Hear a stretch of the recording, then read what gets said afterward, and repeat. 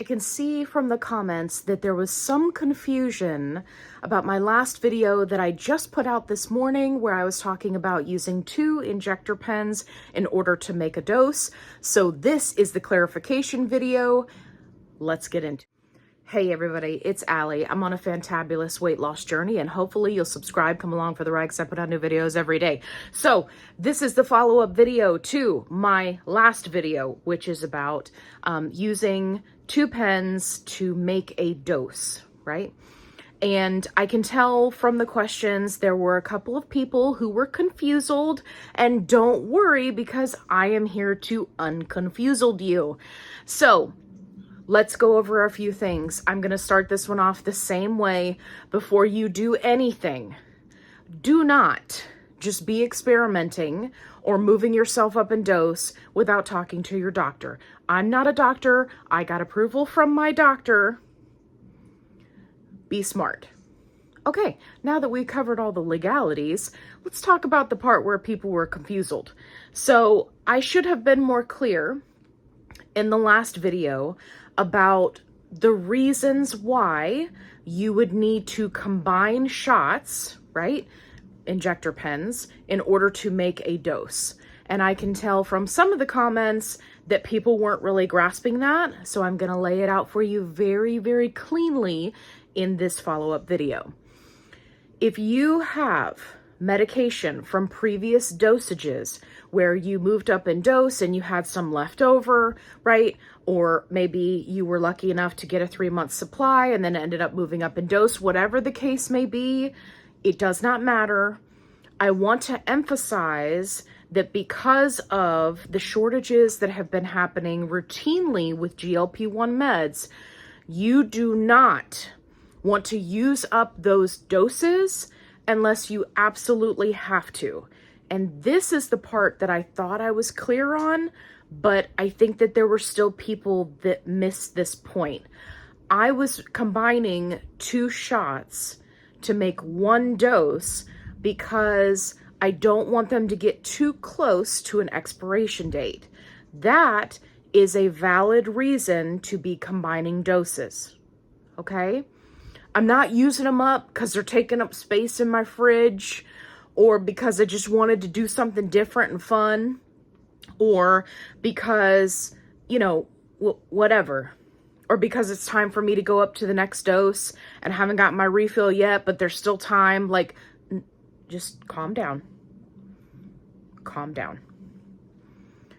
I used a 5 and a 2.5 in order to make 7.5 because those 2 specifically are from the early days of me, right, just starting out on this medication, and I do not want them to get close to an expiration date.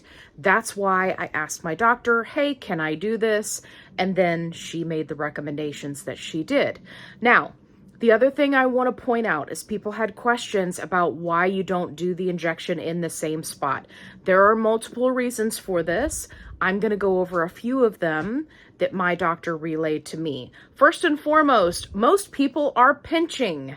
And if you have watched my previous video about how to do an injection, I say previous, it's further back, then you know you are not supposed to be pinching.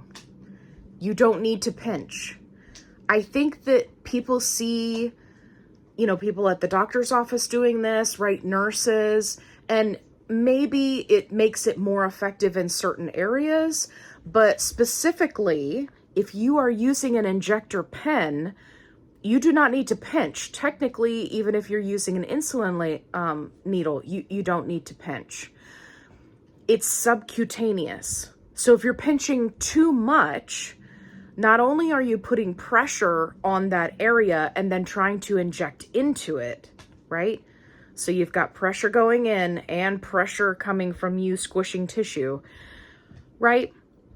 Not only do you have that situation happening, but you may actually, you know, depending on what your fat layer looks like, you may actually be doing yourself a disservice. So there's no need to pinch. you just set the pen down. If you watch my videos, you'll see I just set it down and it's firmly against my skin, but I'm not pushing it down. Again, you don't want to create pressure. You want all of your medication to go into your body and stay there. That's where we want it, in your body. Okay.